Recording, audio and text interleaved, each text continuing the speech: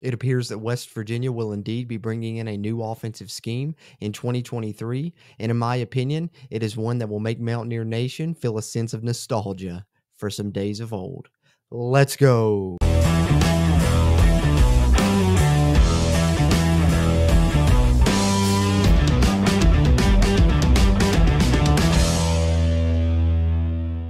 What's going on, Mountaineer Nation? Jordan Cruz back here with the Country Roads Webcast. And before we get into this video, I just want to give you guys a quick reminder, if you would, do us a favor, hit that thumbs up button, give us a like on this video. It'll really help its performance and help future videos performances here on the channel. And if you haven't already, hit the subscribe button. Helps us, helps you, helps get more of this Mountaineer sports content out to Mountaineer Nation. Having said that, let's get into it. All right, so if you've been following us here on the Country Roads Webcast during this offseason, you've known that I've been clamoring for West Virginia to switch their offense in 2023, go more run heavy, run more read option. You got the pieces to do so, and it appears that West Virginia will indeed be switching their offensive scheme in 2023. There were a couple of things that came out of signing day, some interesting tidbits, one from an interview with JT Daniels from 247 Sports, the other from Neal Brown's mouth himself in comments during the National Signing Day show that took place yesterday morning on the WVU Sports YouTube channel. I'm going to show you guys both of those to show you guys why I believe that what I've been clamoring for with West Virginia having, more dual threat quarterbacks, a loaded running back room,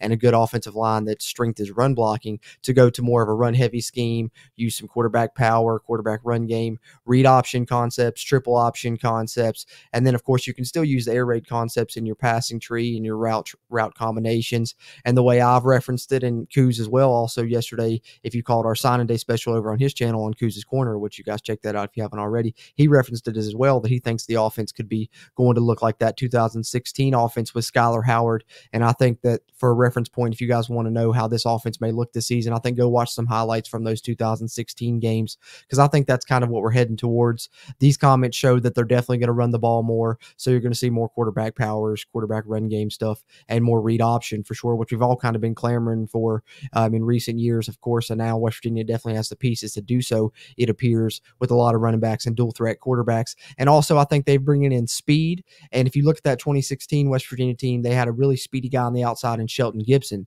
So West Virginia could run the ball a lot, lure teams in, they bring more guys into the box, and then that's when West Virginia would hit play action deep shots and kill people over the top with Shelton Gibson. That's why, despite being a run heavy team that year, Skylar Howard was still able to throw for over 3,000 yards, and Wendell Smallwood led the Big 12 in rushing. I believe he had almost 1,500 yards, if I'm not mistaken, and that was why that offense was such a good threat for West Virginia. They could hurt you either way, because they really were a run-heavy offense, run-first attack, but you couldn't just focus on that, because they could really hurt you over the top with some speedy guys. And I'm thinking West Virginia may be trying to go that way again this season. You got Jeremiah Aaron on campus, who's pretty fast. You're bringing in Traylon Ray and Rodney Galler, who both have great speed. Some of the running backs you brought in that you can use in the pass game have good speed as well, specifically Jaheim White. So I think West Virginia is maybe looking to go to that type of scheme as well, kind of like that 2016 offense. But let's look at some of these comments that really indicate that they're going to be changing to that type of offense here, starting with one from Neal Brown himself here. This was made to Jed Drenning and Tony Caridi during the National Signing Day show. I'm going to play you guys the clip here, if I can share the screen with you guys, of him saying this, and listen to what he says about the offense that they're going to be bringing in for next season. He's an early grad. He'll be here, and he's going to add to a running back room where, as you see us make some changes offensively, you're going to see us with more than one running back on the field and playing multiple guys.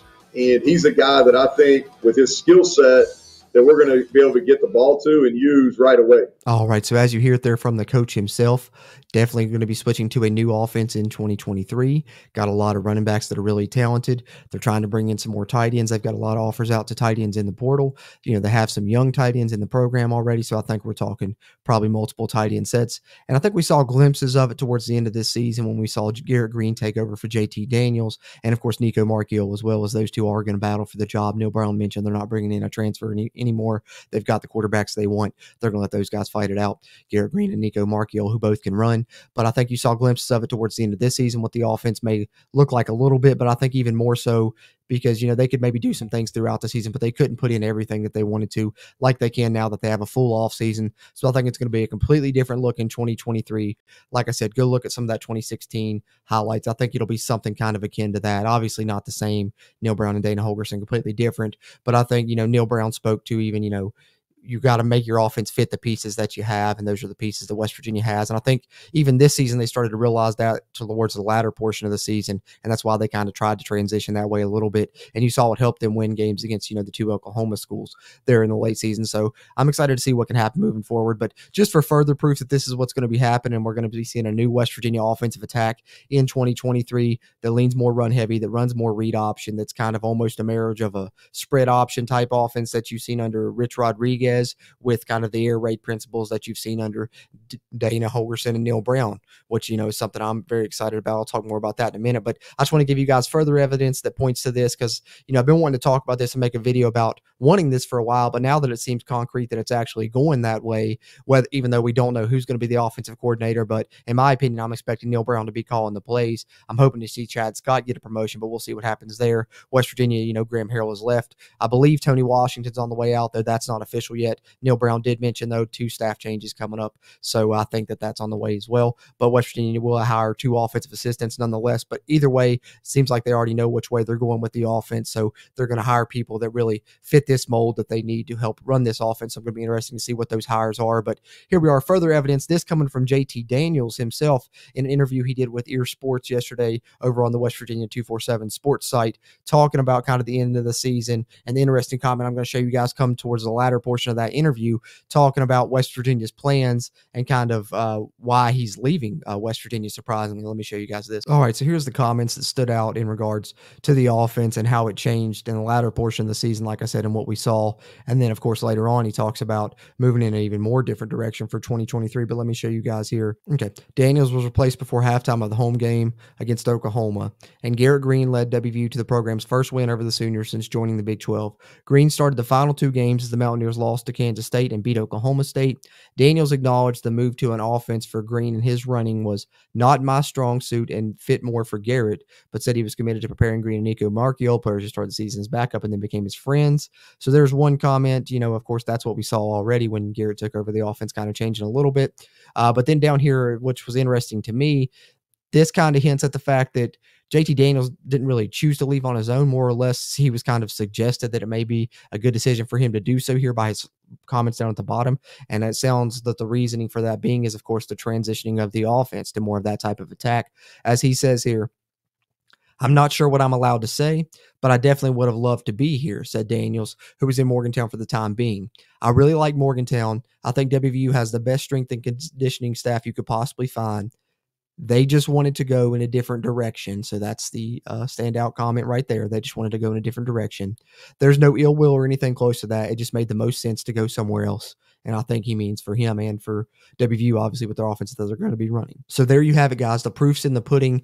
I've been talking about this since kind of the end of the season. I think even in the latter portion games, maybe in the recaps, I was talking about it a little bit, hoping West Virginia would go this way for 2023, not knowing if Graham Harrell would be, able to do that or be willing to change his offense to that type of attack. So who knows? Maybe that went into a factor for him leaving as well, as they wanted to transition to this type of attack. He didn't want to run that type of offense. They decided it was best to part ways there. We know that was the case for JT Daniels now, but what we do know is West Virginia is certainly transitioning to a more run-heavy attack in 2023. Comments from Neal Brown yesterday on signing day, as well as JT Daniels, prove that case, I do believe. And I think when you look at West Virginia's success towards the latter portion of this season offensively, it came from running that type of attack. And I think when they have more time to practice it and stuff, it can only be better for 2023. And I think just traditionally, the reason I've been clamoring for it is West Virginia's always had success with a dual threat quarterback. I've been wanting to see one for quite some time now. I think as we all have throughout Mountaineer Nation, you look through history, West Virginia has success with those types of quarterbacks. You can go down the list: Rasheed Marshall, Geno Smith, Major Harris, Pat White, Skylar Howard.